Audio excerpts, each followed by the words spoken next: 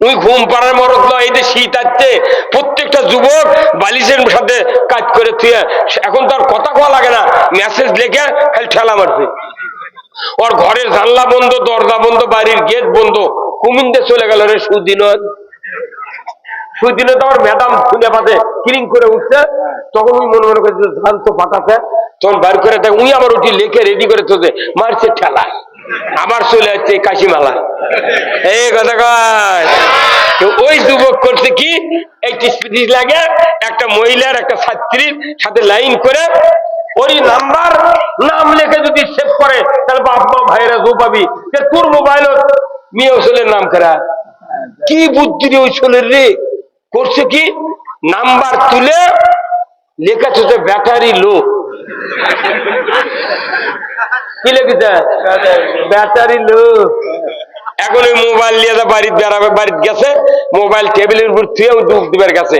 মা কোনো পাকিস্তান আমলে এই পাক উনি তো অনেক পাক করেছে, ঝাড় দিয়ে ভাত বানান দিচ্ছে। তখন ওই ম্যাডাম অনবর্ত রিং দিচ্ছে, অত পাচ্ছে না কাছে, তোর 10-12 বার রিং দিচ্ছে। মাও খেপে আসে দেখে যে মোবাইল বাজিচ্ছে, ইঙ্গে মোবাইল ধরে আগে দেখে না নাম্বার কার। যখনই মোবাইল ইঙ্গে ধরেছে 8 পাস মানে কি ভালো লেখাপড়া, তখন করছে যে তখন দেখে পাচ্ছে যে ব্যাটারি লো, তোর মোবাইল রিসিভ না করে চার্জর দিয়ে দিচ্ছে। এখন ব্যাটা ডুব দিয়ে বাইরে এসে করছে কেবা তোর মোবাইল রিং দিছিল, তুই সকাল থেকে হাজারে আছো, মোবাইল চার্জ দেবো না, লেখা উঠেছে ব্যাটারি লো, না পরে আমি চার্জর দিচ্ছি। তখন ওই বাড়ির মধ্যে ঘরের মধ্যে যায় আয়তাল কিছু করে বকত পৌঁছেছে, যাকবা আল্লাহ বাঁচাছে। কথা কো আয়তাল করছে ওরা ফোন দিচ্ছে কেন ওটি ব্যাটারি লো হবে, ওই এমনি লেখা তুই সেভ করছে। খবরদার যারা বাবা আছে 18 বছর বয়স হলে বেটাকে বিয়ে দেন, তাছাড়া খবর আছে ওই কোন আরেকজনকে নিয়ে চলে যাবি, নিয়ে দাও আপনি শান্তি পাবেন না যুবক ভাই।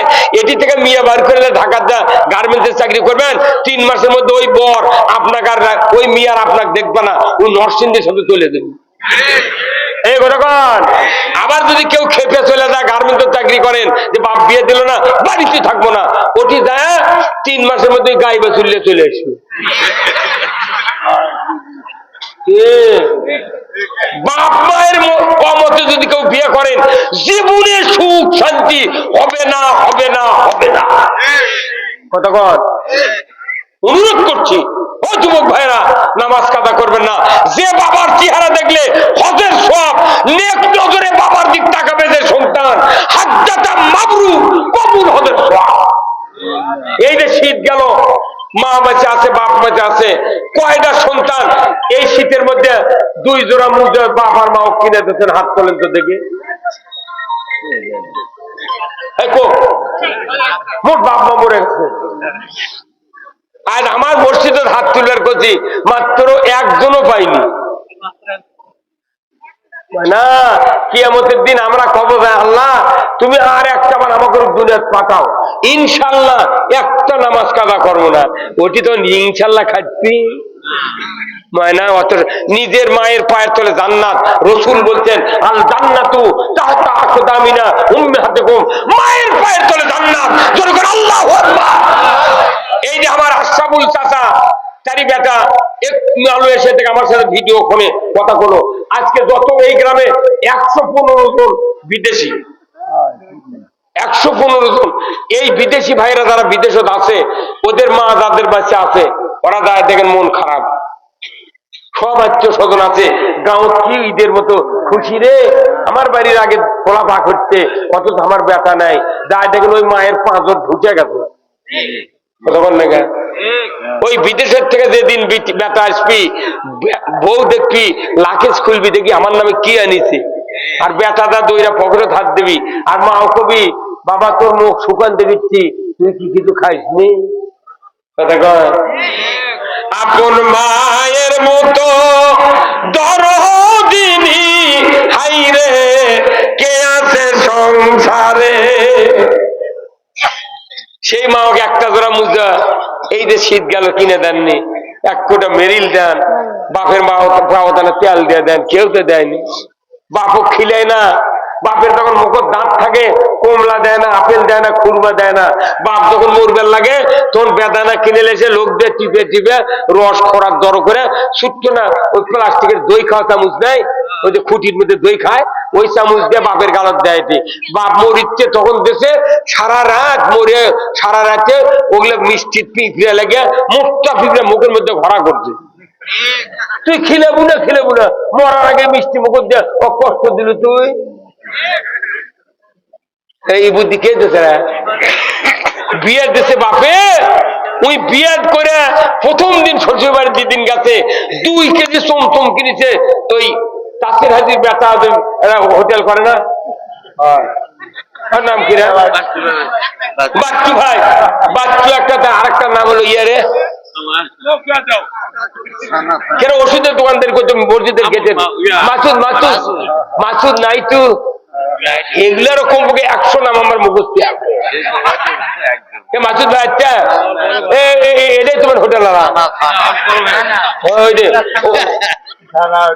আজকে গল্প করছি, ওই ভাইয়ের বাপ তাসির হাজি সাহেব অসুস্থ হয়ে পড়েছিলেন। আমি আছি সিরাত মাহফিল করবার হচ্ছে মসজিদের দোতলার প্রোগ্রাম, নাজিমুদ্দিন ভাইয়ের চলকে ভাই, ওই ভাই জানে। নাইটু ভাই আর মাসুদ ভাই করছে, হুজুর রুল ভাই আমার বাবা জানা দেখবেন দাঁড়ালে ফিরে কে করছে, অনেক দিনের পরে আছে ভাই, খুব কষ্ট রে, আমি চলেন দেখবেন। আমি ভাই আমি দেখলে কোনো মানুষ বাঁচে না রে, এই কথা আজও সেই গপ্প করছো ওই ঘরের মধ্যে চোখে কে। আমি না হয়তো আমাকে দেখার জন্য বাঁচে আছো, আল্লাহ আল্লাহর কি কাম। নাইটু ভাই ওরা সব নিয়ে চলে গেছে, মাসুদ ভাই নিয়ে যা দেখে আমি গেছি বাড়ির, পরে ওই রাত্রি মরে গেছে কে ভাই, তারই পরের রাত্রির মরছে। পরে আমার ফোন দিয়ে করছে কি হলো ভাই, আমি কখন না, পরে আমার দাওয়াত দিল মিলাদ করার জন্য। তুই মানুষ আল্লাহ হাদিস সাহেবের জন্য আমি দোয়া করুন, আল্লাহ তুই মাফ করে দে আল্লাহ। আল্লাহ রসুল বলছেন আল্লাহ সমস্ত অপরাধ ভুল ত্রুটি মাফ করে দিয়ে আল্লাহর হাদি বান্দাকে আল্লাহ দুনিয়ার থেকে নেয়। আল্লাহ এতগুলো ব্যথা তার, আল্লাহ আমরা দোয়া করি ওই মসজিদে নির্বিঘ্নে আমরা কোরআনের কথা বলি, আল্লাহ তুমি মাফ করে দাও। আল্লাহর রহমতে দোয়া করেছি। আজ মেলা দিন হচ্ছে মাসুদ ভাইয়ের সাথে দেখা নাই, ওই ভাইয়ের হোটেলও তার যাবার পারি না। যাই হোক সবার জন্য আমি দোয়া করি। এই আদমদিঘি উপজেলা আর দুপচাঁচা উপজেলা এটা একটা সবচেয়ে ইসলাম প্রিয় উপজেলা, ধরে কোন আল্লাহ আদমদিঘি আর দুপচাঁচার বেশিরভাগ লোক আল্লাহর জান্নাতে যাবে। আমি দেখেছি, আমি সারা বাংলাদেশের প্রায় জেলা ঘুরতে গেলে কক্সবাজার, চট্টগ্রাম আর সিলেট যায়নি, তাদের মোটটা জেলা ঘুরে দেখতেছি। এই দুপচাঁচার আদমদিঘি এই যে সেদিন করলাম পোতা, তারপর করছি ওদের সাইতিয়ান গ্রামে বিশ্ব রোডের বাইপাসের মাথার ওই পার, হাজার হাজার মানুষ সবাই ইসলামের কথা বলে লাগবে ওঠে। ইসলাম যারা ভালোবাসবে আল্লাহ তাআলা এদেরকে জান্নাত দিয়ে দেবে, কারণ ইসলামের কথা আল্লাহ বলছেন ইন্নাদ দীনা ইনদাল্লাহিল ইসলাম, ইসলাম নামক জীবন ব্যবস্থা আমি আল্লাহ আমার কাছে প্রিয়। অবশ্যই যারা ইসলাম ভালোবাসবে তাদেরকে আমি আল্লাহ জান্নাত দিয়ে দেবো, যেরকম আল্লাহ আল্লাহ। সেই ইসলাম টিকানোর জন্য রাসূলুল্লাহ ওই যুবককে বললেন, যুবক তুমি বিবাহ করো। হযরত হানজালা মা বাবা ভাইদেরকে ডাক দিলেন, আসুন আমাকে বিবাহ দেন, সূর্য ডোবার আগে আমি বিবাহ করব। ওনার চিন্তা যদি বিবাহ করতাম আমি উহুদের যুদ্ধে অংশ নিতে পারতাম। এইবার মা বাবা ভাই সকল আত্মীয় স্বজন মিলে সূর্য ডোবার আগে হযরত হানজালাকে বিবাহ করে দিলেন। নতুন দম্পতি নতুন স্ত্রীকে নিয়ে বাড়িতে আসলেন। গভীর রাত্রিতে বাসর সজ্জা উদযাপন করলেন। ভোর রাত্রিতে গোসল করার জন্য হাম্মাম খানায় প্রবেশ করেছেন হযরত হানজালা তার স্ত্রী সহ। এমন সময় গোসলের প্রস্তুতি নিচ্ছেন উনি, আর মদিনার অলিতে গলিতে কে যেন ঠান্ডারা বাজিয়ে দিচ্ছে। কে আসরে মদিনার ঘরে বাইরে, মদিনায় কুতিলা মুহাম্মদ, রাসূল শহীদের পথে, ইসলাম পরাজিতর পথে তরবারি নিয়ে কে আসো, উহুদের ময়দানে যুদ্ধে যাবে, ইসলাম বিজয়ের জন্য যুদ্ধ করবে, কে আসো কে আসো ঠান্ডারা দিচ্ছে। এমন সময় এই আওয়াজটা হযরত হানজালার কানে পড়ে গেল। আল্লাহর নবীর সাহাবা, ইসলাম প্রিয় সাহাবা, যুবকদের কি চরিত্র দেখেন। ও যুবক ভাইরা, আল্লাহর রাসূল বলেছেন 7 প্রকার ব্যক্তি আরশের নিচে জায়গা পাবে। 1 নাম্বার আল ইমামু আদিলুন, ন্যায়পরায়ণ বাদশা। 2 নাম্বার যুবক বয়সে যারা আল্লাহর গোলামি করবে, ইবাদত করবে, তারা আল্লাহর জান্নাতে থাকবে না, আরশের নিচে থাকবে। জোরে কোন মারহাবা। ও আমার ভাইরা, ও যুবক ভাইরা, আজকের এই কাশিমালার যুবক ভাইরা ইচ্ছা করলে গান বাজনা করতে পারতো, কথা ঠিক কিনা? আজকে হাজার হাজার মানুষকে আহ্বান করে বিরাট জান্নাতের বাগানের আয়োজন করেছেন। এত লক্ষ টাকা বিদেশিরা দিলেন, আপনারা দিলেন, তাবারক পাক করেছেন। আজকে পুরা কাশিমালা সহ পুরা আদমদিঘির দক্ষিণ অঞ্চলটা জান্নাতের পরিণত হয়ে গেছে। ধরে বলুন ঠিক কিনা? আমার ভাইরা, হযরত হানজালা স্ত্রীকে বললেন, পানের স্ত্রী, আমি গোসল করব না, তরবারি দিয়ে দাও, যুদ্ধের পোশাক পরিয়ে দাও, ঘোড়াটা সাজিয়ে দাও, আমি 1 সেকেন্ডও দেরি করব না, যাব আমি উহুদের ময়দানে যুদ্ধ করব। দূরে কন্যা মারহাবা। আগের দিনে বিবাহ করেছেন, রাত্রিতে এই অবস্থা। এইবার ওনার স্ত্রী বলছেন, ওগো পানের স্বামী, আপনি গোসল করেন, যেহেতু গোসল ফরজ, গোসল করেন, আপনাকে তরবারি দেব, যুদ্ধের পোশাক দেব, ঘোড়া সাজিয়ে দেব, কোনো আমি বাধা দেব না। আল্লাহর নবীর সাহাবী চিৎকার করে বললেন, ওগো স্ত্রী, তুমি খামোশ হয়ে যাও, আমি গোসল করব না, আমি নামাজ আদায় করব না, আমাকে তাড়াতাড়ি তরবারি দাও।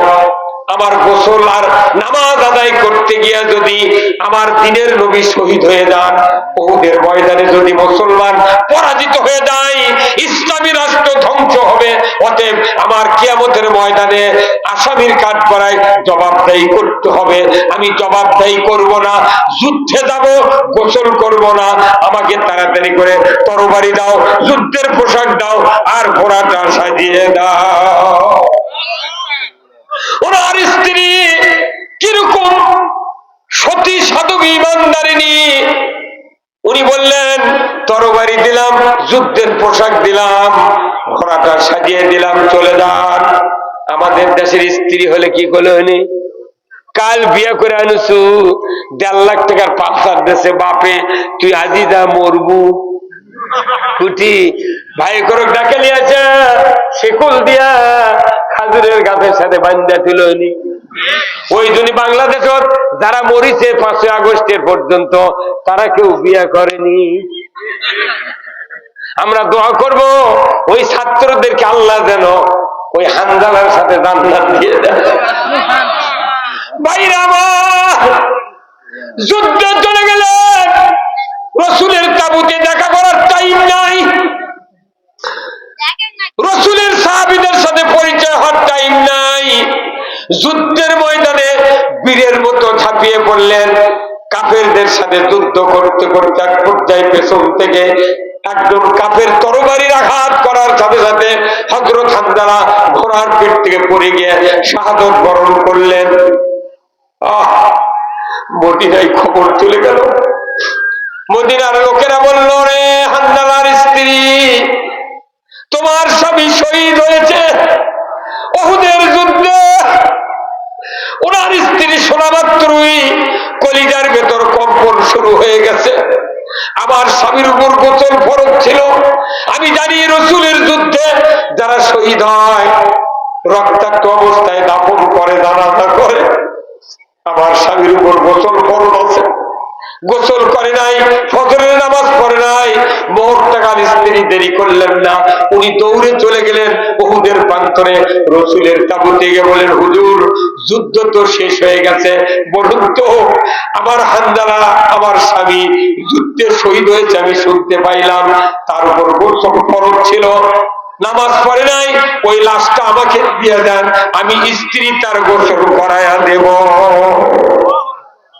মশলা এসেছে, স্ত্রী যদি মারা যায়, স্ত্রী যদি মারা যায় স্বামী গোসল করাতে পারবে না, কিন্তু স্বামী যদি মারা যায় আগে, স্ত্রী গোসল করানোর ক্ষমতা রাখে,